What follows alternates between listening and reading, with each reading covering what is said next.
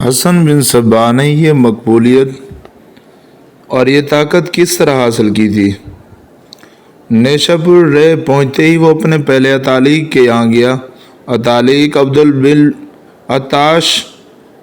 الملک بن عطاش نے ایسے اتفاق سے ملا کہ اسے گلے سے لگایا اور کچھ دیر گلے ہی لگائے رکھا۔ مجھے پوری امید تھی کہ تم ایسے ہی خوبصورت جوان نکلو گے، ابن عطاش نے اپنے سامنے بٹھا کر کہا اور اس کے بازوں پر کندھوں کو ہاتھوں سے دباتے ہوئے بولا، پٹھوں میں جوانی کی طاقت آ گئی ہے۔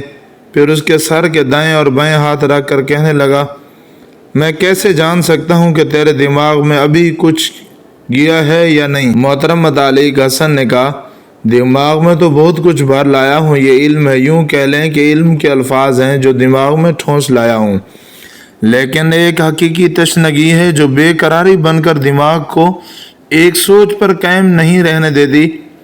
کیا تو علم کی تشنگی محسوس کرتا ہے یا عمل کی؟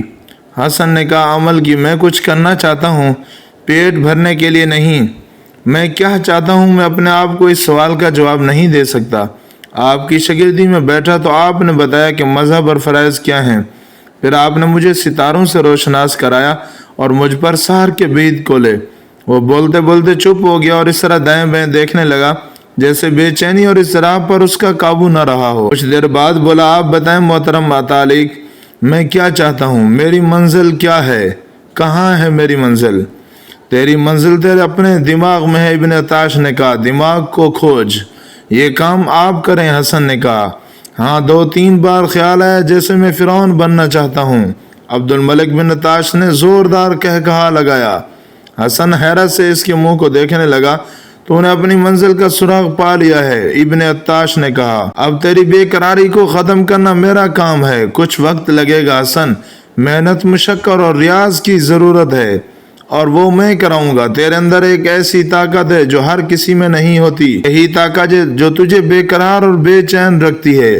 تو اس کا تابع ہے لیکن تو اس سے نا آشنا ہے، اگر تو نے اسے نہ ابھارا تو ایک دن تو اپنے ہاتھوں اپنا گلا گھونٹ لے گا۔ ہاں اتالیق، حسن بن صبا نے کہا، آپ کے اس انکشاف نے میرے دل میں شمع روشن کر دی ہے، میں کچھ ایسا ہی محسوس کیا کرتا ہوں، کیا آپ میری رہنمائی کر سکتے ہیں؟ صرف میں ہوں، ابن عطاش نے کہا، میرے سوا اور کوئی نہیں جو تیری رہنمائی کر سکے، لیکن حسن تجھے اپنے باپ سے اجازت لینی پڑے گی۔ مجھے کسی کی اجازت کی ضرورت نہیں میرے بزرگ، حسن نے 2 ٹوک لہجے میں کہا، میں یہ جانتا ہوں کہ وہ سیلابی دریا ہوں کہ میرے سامنے جو رکاوٹ آئی وہ تنکوں کی طرح بہہ جائے گی۔ یہ بھی سوچئے کہ میرا باپ کہاں کا زاہد اور پارسا ہے، اس نے عیاری اور مکاری میں شہرت پائی ہے، میری فطرت اسی کے سانچے میں ڈھلی ہے، مجھے بھروسہ ہے تو صرف آپ کی ذات پر ہے۔ مورخ لکھتے ہیں کہ عبد الملک بن عطاش کو حسن صبا کے مستقبل کے ساتھ کوئی ایسی دلچسپی نہیں تھی کہ اپنی توجہ اور کاوشیں اسی پر مرکوز کر لیتا۔ اس کی دلچسپی اپنے فرقے کی تبلیغ اور فروغ کے ساتھ تھی۔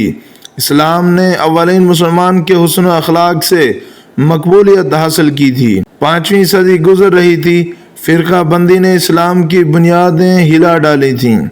اسلام اگر کھانے پینے والی کوئی چیز تھا تو اس میں زہریلی ملاوٹی گھول لی گئیں۔ اسلام اگر پیرہن تھا تو اس کا گریبان بھی، اس کا دامن بھی تار تار ہوا جا رہا تھا۔ اس کی صرف آستینیں محفوظ تھیں اور ان آستینوں میں سانپ پرورش پا رہے تھے۔ عبد الملک بن عطاش انہیں سانپوں میں سے تھا۔ حسن بن صبا کے باپ کی بات تو داستان کو سنا چکا ہے کہ حاکم شہر ابو مسلم رازی کی دوستی قائم رکھنے کی خاطر قسم کھا کر کہتا تھا کہ وہ اہل سنت اور وہ جماعت ہے، لیکن وہ اسماعیلی تھا، بلکہ وہ اسماعیلی فرقے کے لیے بھی سراپا توہین تھا۔ اس کا اگر کوئی مذہب تھا تو وہ فریب کاری تھا، اس کا عقیدہ اگر تھا تو وہ وہاں عیاری تھا۔ تاریخ ایک دلچسپ بات بتاتی ہے کہ حسن بن صبا علی بن احمد کا بیٹا تھا، اس لیے اس کا نام حسن بن علی ہونا چاہیے تھا، لیکن حسن نے حسن بن صبا کہلانا زیادہ پسند کیا۔ اس کی وجہ یہ بتائی گئی ہے کہ اس کے پردادا کا نام صبا تھا۔ اس کے کردار کے متعلق جو روایات سینہ بسینہ حسن تک پہنچی تھیں وہ عیاری فریب کاری کی وارداتیں تھیں۔ اس وقت سوسائٹی میں اس کا کوئی مقام اور کوئی رتبہ نہیں تھا، لیکن بادشاہ اور بڑے بڑے حاکموں تک اس کی رسائی تھی۔ اور لوگ اس کی فطرت سے آگاہ ہوتے ہوئے اسے عزت کی نگاہ سے دیکھتے تھے۔ حسن بن صباح کو اپنے پردادا کی یہ فطرت اور اس کی یہ شہرت اتنی اچھی لگی کہ اس نے اپنا نام حسن بن علی کی بجائے حسن بن صباح رکھ لیا تھا۔ تاریخوں میں اس کا نام حسن بن صباح لکھا گیا ہے۔ اس سے ظاہر ہوتا ہے کہ حسن بن صباح کس فطرت کا انسان تھا۔ اس نے ایک بار پھر عبد الملک بن عطاش کی شاگردی کر لی، لیکن اب یہ شاگردی در پردہ تھی، کیونکہ ابن عطاش اسے بڑے ہی پر اسرار راستے پر ڈال رہا تھا۔ ابن عطاش نے اسے کہا کرتا تھا اس کا کام شہروں اور قصبوں میں نہیں ہوگا، بلکہ اس کی زیادہ تر زندگی جنگل اور بیابانوں اور غاروں میں گزرے گی۔ حسن بن صباح کے ماں باپ دیکھ لیتے کہ عبد الملک بن عطاش ان کے نوجوان بیٹے کو کس قسم کی تربیت دے رہا ہے تو اسے استاد کی شاگردی سے فوراً اٹھا لیتے۔ ابن عطاش اسے کئی گھنٹے مسلسل ایک ٹانگ پر کھڑا رکھتا تھا، اور وہ گرنے لگتا تو اسے 1-2 کوڑے لگا دیتا تھا۔ 2-2 3-3 دن اسے بھوکا رکھتا، اور اس کے بعد اسے کھانے کو جو کچھ دیتا اپنے آپ کو پوری طرح قابو میں رکھنے کے لیے۔ ابن عطاش نے اسے اس امتحان میں بھی ڈال کے ایک کمرے میں ایک انتہائی خوبصورت اور ناخیز لڑکی کو برہنہ کر کے اس کے سامنے بٹھا دیا۔ اس کے سامنے دیوار پر ایک چھوٹا سا سیاہ دائرہ بنا کر کہا کہ وہ اپنی نظریں اس دائرے پر مرکوز رکھے اور ایک لمحے کے لیے بھی لڑکی کی طرف نہ دیکھے۔ علم سحر کے عامل لکھتے ہیں کہ تربیت کے اس مرحلے سے کامیاب نکلنا تقریباً ناممکن ہوتا ہے، خصوصاً نوجوانی کی عمر میں یہ مرحلہ اور زیادہ مشکل ہو جاتا ہے۔ حسن بن صباح جیسے کردار کا نوجوان اس مرحلے کو برداشت ہی نہیں کر سکتا۔ استاد اس مشق کو اس طرح اور زیادہ مشکل بنا دیا کرتا تھا کہ حسن دیوار کے دائرے پر نظریں مرکوز رکھتا تو لڑکی کبھی اس کا ایک ہاتھ پکڑ لیتی، کبھی اس کے قریب ہو جاتی اور کبھی اس کے سر پر ہاتھ پھیرنے لگتی۔ کمرہ بند ہوتا تھا اور کمرے میں ایک حسن ہوتا تھا اور یہ حسین لڑکی۔ اپنے آپ کو قابو میں رکھنے کی یہ مشق حسن نے بار بار کی، اور حسن سوئی کے اس ناکے میں سے بھی گزر گیا۔ حسن کو معلوم نہیں تھا کہ اس کمرے کے دروازے کے ایک کیواڑ میں چھوٹا سا ایک سوراخ تھا جس میں اس کا استاد اسے دیکھتا رہتا تھا۔ تو ساری دنیا کو فتح کرنے کی طاقت اور صلاحیت رکھتا ہے۔ ایک روز عبد الملک بن عطاش نے اسے خراج تحسین پیش کرتے ہوئے کہا، عورت میں اتنی طاقت ہے کہ وہ جابر بادشاہ کو تخت سے اٹھا کر اپنے قدموں میں بٹھا سکتی ہے۔ معلوم نہیں امام موافق نے تجھے ایسی کوئی کہانی سنائی ہے یا نہیں۔ اس زمانے میں روم ایک جنگی طاقت تھی جس کے خوف سے دنیا لرزی تھی۔ جولیس مصر پہ فوج کشی کی۔ اس وقت کلوپترو مصر کی ملکہ تھی۔ اسے اطلاع ملی روم کی فوج شہر کے باہر پہنچ گئی۔ ملکہ نے اپنا ایلچی بھیجا ایک پیغام دے کر، وہ اس سے ملنا چاہتی ہے۔ ملکہ کے ہاتھ میں کوئی ایسا جادو ہے جو ہر عملہ اور بادشاہ کو اس کا غلام بنا دیتا ہے۔ روس محافظ اسے دھکا دے کر پیچھے ہٹانے لگے۔ بادشاہ کے آرام میں مخل نہ ہو۔ مصری قالین حاف نے بڑی اونچی آواز میں بولنا شروع کر دیا، اور وہ کہہ رہا تھا کہ میں یہ قالین تمہارے بادشاہ کو دے کر ہی جاؤں گا۔ یہ شور شرابہ خیمے میں اس کے کانوں میں پڑا تو اس نے وہیں سے حکم دیا، جو کوئی بھی ہے اسے اندر بھیج دو۔ محافظوں نے اسے خیمے میں بھیج دیا۔ خیمے میں جا کر مصری نے کہا کہ وہ ایک بار قالین دیکھ لے، یہ قالین روم کے بادشاہ کے لیے ہی موزوں ہے۔ اس مصری نے کہا قالین کھول کر دکھاؤ۔ اس آدمی نے کندھے سے قالین زمین پر رکھا، یہ چوڑائی میں رول کیا ہوا تھا۔ جب اسے کھولا تو اس میں سے وہ ایک ملکہ نکلی۔ بہادر کا چہرہ عتاب شاہی سے سرخ ہو گیا، لیکن اس ملکہ نے اپنی پرکشش نسوانیت کا جادو چلایا تو کچھ ہی دیر بعد روم کے اتنا زبردست اور طاقتور بادشاہ، جسے بھول ہی گیا ہو کہ وہ بحیرہ روم کی لہروں کو چیرتا مصر میں کیوں آیا تھا۔ پھر جانتے ہو حسن کیا ہوا؟ وہ بہادر جو عملہ آور تھا، ایک شاہی مہمان کی حیثیت سے ملکہ کے ساتھ شہر میں داخل ہوا۔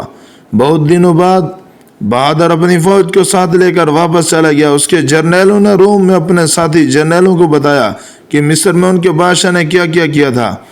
ایک روز وہ بہادر محل میں بیٹھا تھا، اسے اطلاع دی گئی کہ فلاں جگہ فوراً پہنچے۔ وہ اٹھ کر چل دیا۔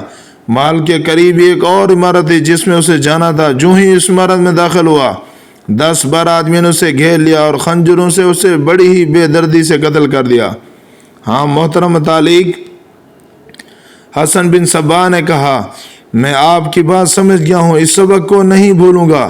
لیکن حسن ابن عطاش نے کہا اس کا یہ مطلب نہیں کہ تجھے عورت سے دور رہنا پڑے گا، عورت انتہائی حسین اور نوجوان لڑکیوں کی صورت میں تیرے ساتھ رہے گی، یہ تیرا ایک ہتھیار ہوگا، لیکن ابھی نہیں، ابھی تو میں نے تجھے کہیں اور بھیجنا ہے۔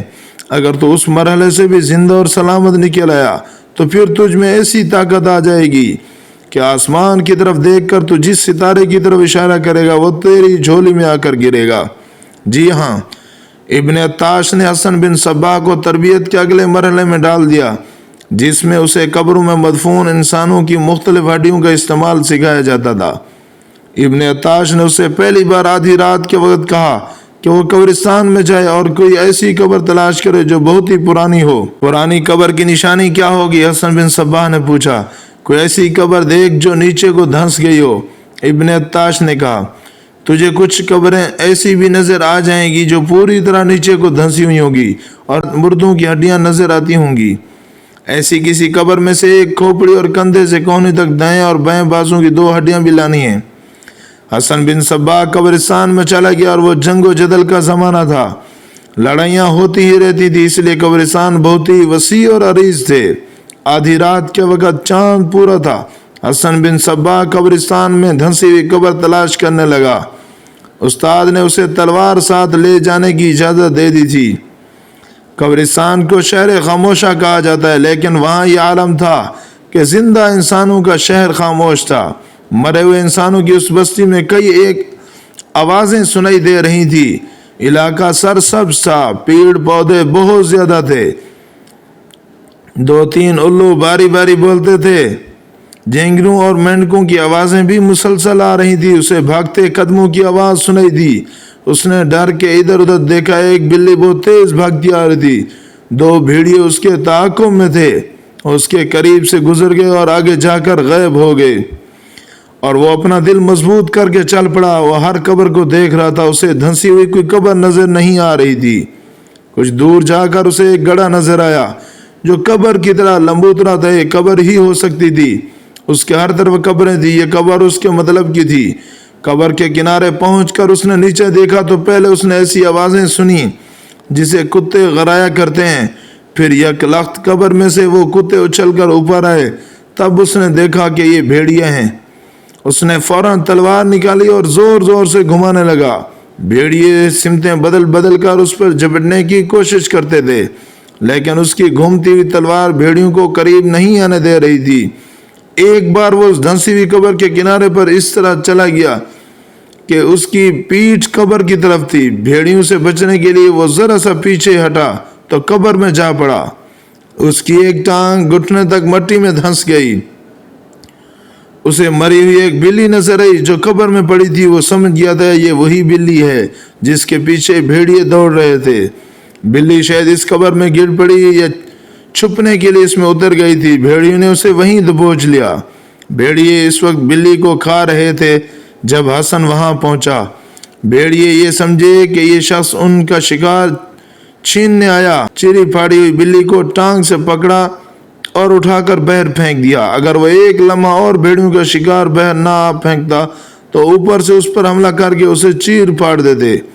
بھیڑیے اپنا شکار اٹھا کر چلے گئے، لیکن حسن بن صباح پر ایسا خوف طاری ہو گیا کہ وہ اپنے جسم میں لرزہ محسوس کر رہا تھا۔ اس نے تو یہ بھی سوچ لیا تھا کہ وہاں سے بھاگ آئے، لیکن استاد کے ڈر سے اس نے بھاگنے کا ارادہ ملتوی کر دیا۔